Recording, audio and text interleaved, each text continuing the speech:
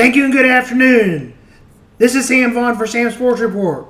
We include Jeff Passan in our baseball analysis on whether the Royals are add players or not add players. This is analysis on baseball also. Since the Royals have the manager from the Rays organization and many other staff members, should this be considered of how the Royals use their pitchers and players? Jeff Passan comments on that, and he says, listens about Soren Petro asks, is it about the philosophy of why the Rays are running out their players and plan on to move on from them? He doesn't think the Rays are that inconsiderate, but they take the time and the opportunity of when they're supposed to be good, and if they're good, and it doesn't matter if they're good 2 or 3 years down the road because they've already maximized that player's value and they have another plan for another value. With a lot of the Royals and staff coming from the Rays, could this be also Royals philosophy? Here's more from Jeff Passan. Best pitcher on the trade market right now, unless you're counting Tarek Skubal, and I really don't think he moves. But Garrett Crochet is for the White Sox, and he has thrown more innings this season coming off of Tommy John surgery than he had thrown in his previous 4 seasons combined when he was a reliever. Now, he started in college, Tennessee, so there is some history there. But he is essentially telling teams that want to acquire him, I will pitch every 5th or 6th day through the end of September, and then I'm going to shut down. And I'm not pitching in October unless I get a contract extension. And it is a very interesting choice, to say the least, because it brings up a few things. And one of those is this inequity between the way that the team is able to handle the players and how the players really don't have a ton of say. Josh Hader, over the last couple of years, would not do multi-inning saves because he did not want to get hurt before he went to free agency, and then he signed a $95 million contract with the Astros. So the fact that Hader and Crochet share the same agency is no surprise, and it's going to be interesting, I think, long-term to see if there are more players who do this, who try to take some control of their careers and say, I'm not going to allow you to do what you've done to other pitchers unless you pay me and guarantee me the money that I'm projected to go and get. Yeah, how do you think, is that going to fly? That basically just leaves him stuck with the White Sox, right? Yep, pretty much. Unless, look, maybe there's a team out there that says we're okay with him doing this, and we feel like the value over the last 2 years before he heads into free agency makes it such that acquiring him now is not cost prohibitive. But does it severely limit his market? You would have to think so. And does it make it likelier that he's going to be dealt in the offseason than right now? That would seem to be the case. What can the Royals do as far as moving a pitcher to the closer position? What is it going to do for team to team? Here are some things. Kevin McCarthy is not turning it around, as it seems, and it seems like the Royals should be out of options for him at the closer position. Would Hunter Henery be the right guy, the new pitcher from the Nationals? His couple outings have not been great, but he has closer stuff and also has the elite arm. Look, James McArthur has been a great story, but that doesn't necessarily mean he was made to be a closer.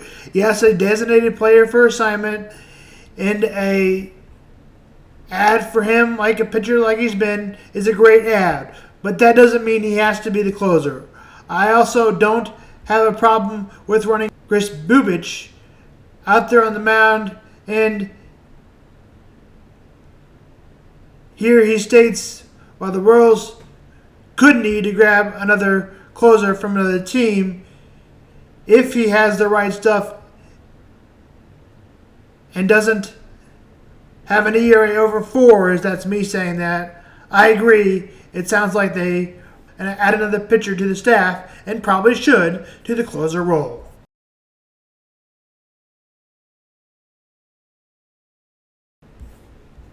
Here's Jeff Passan with more on that. Last go-round, the Royals need to acquire a closer. Do you agree with that, or is it like, listen, they've had closer problems all year and they're still right in the middle of things. There are still things that are worth more than the closer. Yes, you're hemorrhaging some losses here and there, but there's still things that are more important. How do you view the Royals' needs? I think there probably needs to be a change there at some point, whether that's going out and acquiring a guy or giving Hunter Harvey a crack at the job. I think those are both reasonable options. But frankly, the Royals should be going out and getting another high-leverage relief pitcher.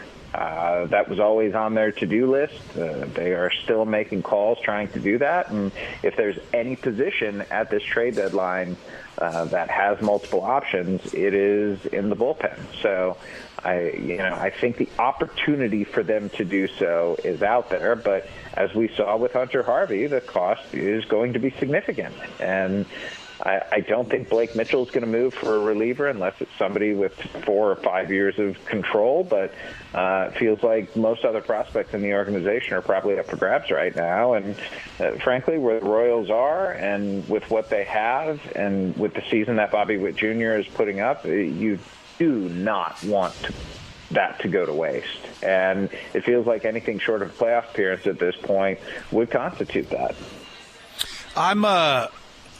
Listen, I'm going to go back to Crochet because there have been some rumors that maybe the Royals were looking at a left-handed starter. What would it take in a contract extension? He's going to take a lot to trade, you get him away from the White Sox, but then what do you got to pay him? I think the number that is being floated at this point is Tyler Glasnow, who signed a 5-year, $136.5 million extension when he got traded to the Dodgers. And I have a difficult time believing any organization is going to offer a guy more in millions of dollars than innings started in the major leagues. But Crochet has been so good this year that maybe he's the one to break the mold. Yeah, this is the one where you can see like the Yankees or one of the big money teams, right, doling it out. Sure. The Dodgers. Yeah, I mean it's not out of the realm of possibility. I just think it's probably pretty unlikely at this point. How many more teams have joined the list of sellers?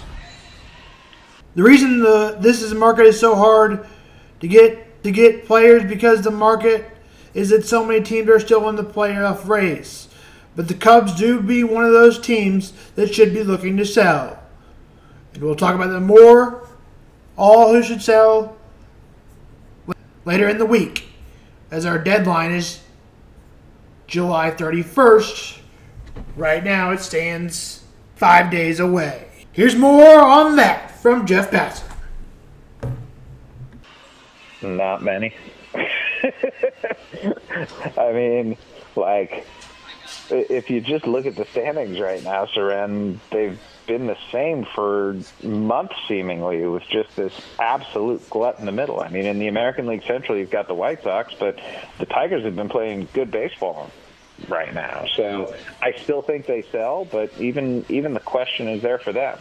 Toronto, I think, is there, but I don't anticipate the Blue Jays trading away anyone of great consequence or significance. You've got the A's there, but I don't think they're going to move Brent Rooker, and Lucas Erceg might be the biggest name that they deal, and he's a reliever with like a year of service time. The Angels, I think, are going to be busy. The Nationals, the Marlins, the Cubs, the Rockies, but the Giants aren't there yet. The Reds aren't there yet, and at that point, pretty much every other team we're talking about in baseball is at or over 500. So there is not a lot of inventory out there, which is why it surprises me a little bit that teams haven't been more active in trying to jump the market and say, hey, I don't want to be left without a chair when the music stops. The Royals will play those Cubs tonight. Brady Singer will be on the mound for the Royals. In his last couple starts, he has been good, and in his several starts, he has been good at getting his ERA down to 3. Meanwhile, Kyle Hendricks has not been great all year, but has had it better through the last 3 starts. The Cubs and Royals are just lost their series. The Royals are 56 and 47. The Cubs are 49-55. Game time from Kauffman Stadium is at 7:10. The Washington Nationals will play the Cardinals after the Cardinals lost the series to the Pirates, but won their first series after the All-Star break against the Braves. Sonny Gray will go for the Cardinals, and Mackenzie Gore will go for the Nationals. Game time from Busch Stadium is 7:15. That's Sam Vaughn Sports Baseball.